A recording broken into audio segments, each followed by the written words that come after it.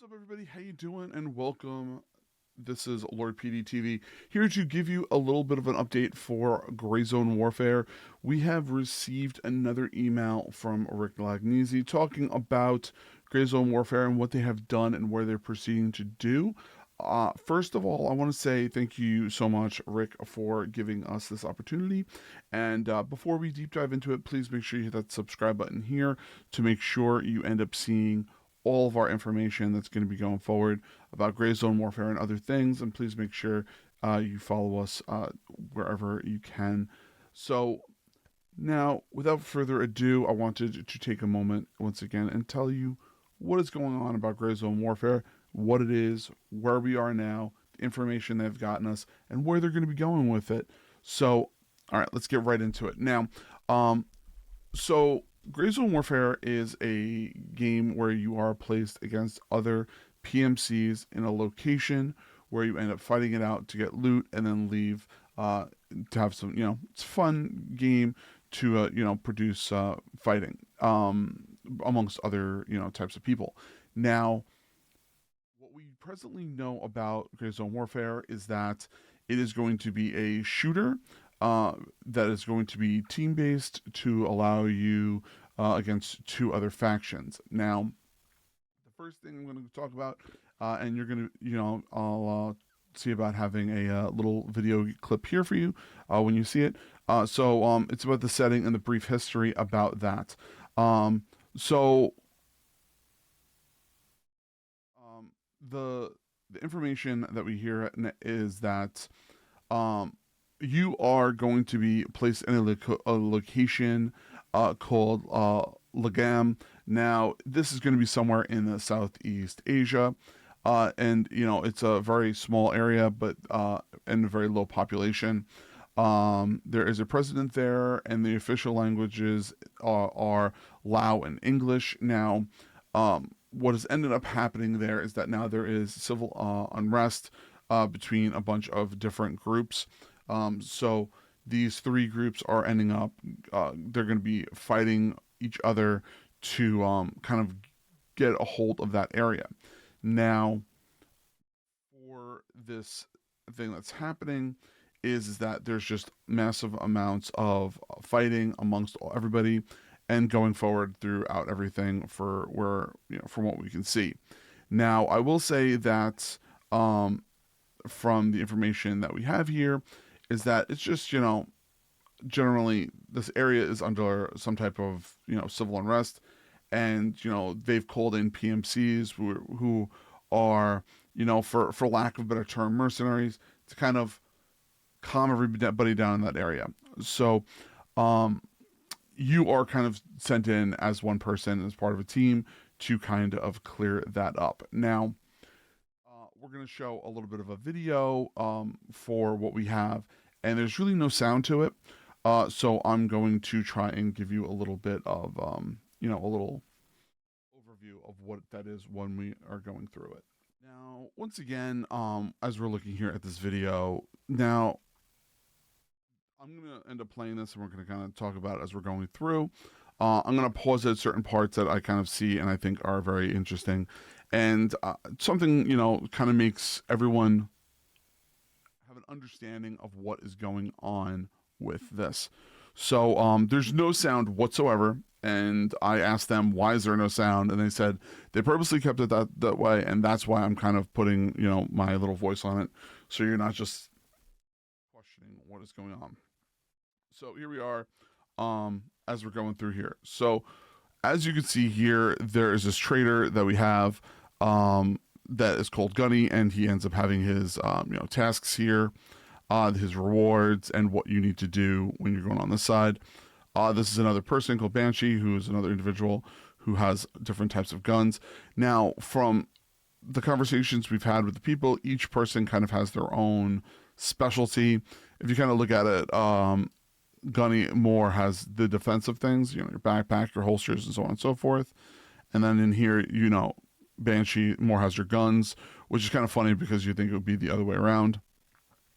Now, as you can see here, as we're going through, Artisan, she also has, your armor protection, during this time, and you can get your tasks and things through that. And then this is some of the alpha gameplay out of it, and it's looking really, really, really well.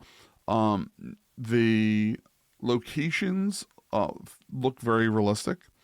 As you can see here, as you're going through, there is a decent amount of shading. There's a decent amount of foliage, and depending upon like what backpacks and stuff you're wearing, will depend upon what you have on you, and how big your hitboxes are, and so on and so forth. So uh, you can see here that there's a couple of guys just chilling, and then this is one of their building locations where you can actually go in and scavenge loot. As you can see, we're going in here, and I wanted to see. I was kind of hoping. I don't know if these are pre-done video screens, but it would be really interesting if these were actually live fed. Meaning, if you actually had somebody in this building in this location, you can actually see them. That would be really interesting, but I know that's a far fetch, especially for a game. As you can see here, you have planes and cars and things like that.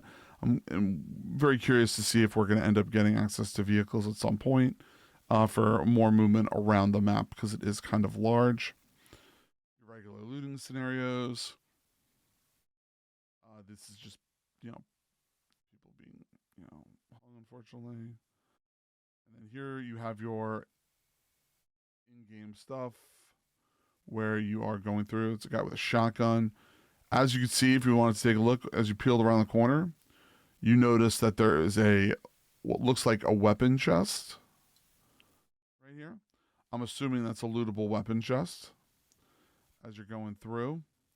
And I'm really curious to see long term where things are going to go with the game. And I'm hoping that, they continue to keep us in the loop for it. Now, I will say this. They've ended up contacting massive amounts of content creators to end up talking about the game and playing the game. From the information that I can tell you is that they're holding almost like a content creator corner once a month, and they're kind of getting feedback, and they're trying to give us information of stuff that we're talking about. We're fully under NDA for that, but I will tell you that they are trying to definitely give us as much information as possible so that we can end up giving, the public as much information as we can. We also had a video call, not directly us, but Rick had one with, an advisor about Gray Zone Warfare, Sean McFate, and, we had access to that conversation, and they really gave us an understanding of what PMCs do and why they are so essential in, the world, and what they ended up doing for long term. So I'm kind of hoping that is something that we can end up, kind of driving forward and kind of seeing how things are. I'm very excited to see where they're going with this game, and I am very excited to get my hands on it, even if it is like in a super alpha state. I will, I will just, kind of give you a little tidbit of information. During that content creator kind of call that we had, they showed us a bunch of content and new game stuff that we have not seen yet, and me and Mahmood were there when we ended up seeing this, and we were just like, wow, this is amazing. We are kind of hella surprised at the video quality, and I really cannot wait to, see how everything goes and unfolds. So we'll definitely see. So thanks again, everybody, for checking out the video and checking out everything from Madfinger Games. Thank you for listening to me ramble, talking about gaming. Make sure you hit that subscribe button here. Make sure you end up going to find us out on Twitch. If you're looking to support the channel, make sure you go to that merch store, or using Lord PeteyTV at Sub2R or Rogue Energy Drinks. I greatly appreciate it. I love you all. Dream big, keep gaming. Have a fantastic rest of your week. Enjoy your holidays, and I will see you all soon. All right, love you. Bye, everybody. Thanks again.